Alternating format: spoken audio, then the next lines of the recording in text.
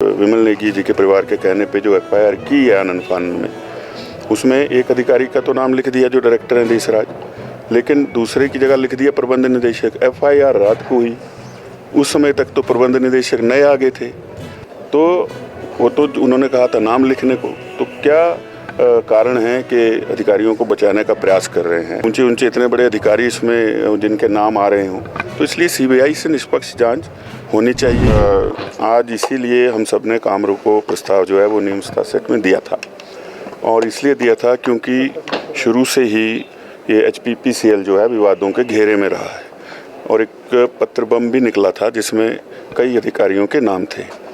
और जो परिवार के कहने पे, स्वर्गीय विमल नेगी जी के परिवार के कहने पे जो एफआईआर की है आनंद फानन में, उसमें एक अधिकारी का तो नाम लिख दिया जो डायरेक्टर हैं देशराज, लेकिन दूसरे की जगह लिख दिया प्रबंध निदेशक। एफआईआर रात को हुई, उस समय तक तो प्रबंध निदेशक नए आ गए थे, तो वो तो उन्होंने कहा था नाम लिखने को। तो क्या कारण है कि अधिकारियों को बचाने का प्रयास कर रहे हैं। और बिजली बोर्ड के चेयरमैन तो खुद चीफ सेक्रेटरी हैं, और उन्होंने जो है वो कल आदेश दे दिए कि जो एसीएस हैं ओंकार शर्मा जी वो इसकी जांच करेंगे। तो जब इतनी बड़ी संलिप्तता है, और ये खास करके दो प्रोजेक्ट हैं, एक पेखुवाल और एक शोंगटोंग, जिनमें कि रोज़ की चर्चा रहती है कि बहुत बड़ा जो है वो घोटाला हुआ है। तो जब इतने बड़े पैमाने पर लोगों के नाम इसमें निकल कर के आ रहे हैं, तो हमें ये लगता है कि जो प्रदेश की एजेंसियां हैं वो न्याय कहाँ दे पाएंगी जब ऊंचे इतने बड़े अधिकारी इसमें जिनके नाम आ रहे हों। तो इसलिए सीबीआई से निष्पक्ष जांच होनी चाहिए, ये भी परिवार ने कल खुद मांग की थी। तो उसी बात को भारतीय जनता पार्टी ने आज रखा है कि सीबीआई जो है इसकी जांच करे।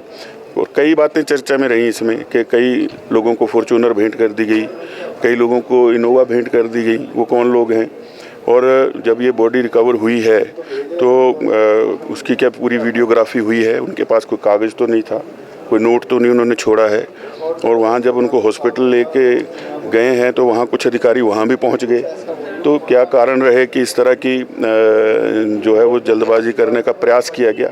और ये भी कुछ लोगों ने कहा कि बॉडी पहले ही मिल गई थी, तो उसकी सूचना भी जो है वो देरी से आई है।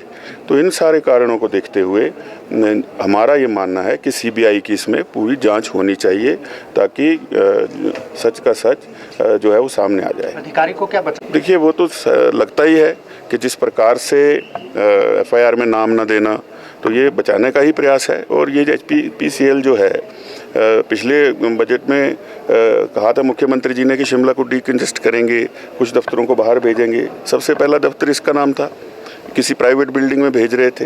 वो किसकी बिल्डिंग है, पूरे कागज़ हैं उसके, वो इन्हीं के एक एडवाइज़र हैं, उनका भवन है। और उनको जो है वो लाखों में जो है सरकार का पैसा किराए का देना है। तो ये पूरा का पूरा जो है भ्रष्टाचार से जुड़ा हुआ मामला है।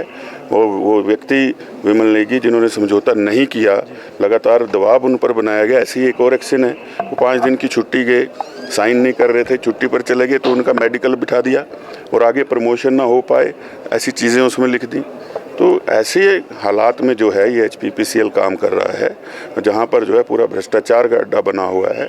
इसलिए हम चाहते हैं कि सीबीआई की जांच हो। सीबीआई जांच की मांग कर रहे हैं कि जो आरोप ये शुरू से लगते आ रहे हैं वो जनता के सामने आएँ, और जो दोषी व्यक्ति हैं उनको सज़ा हो।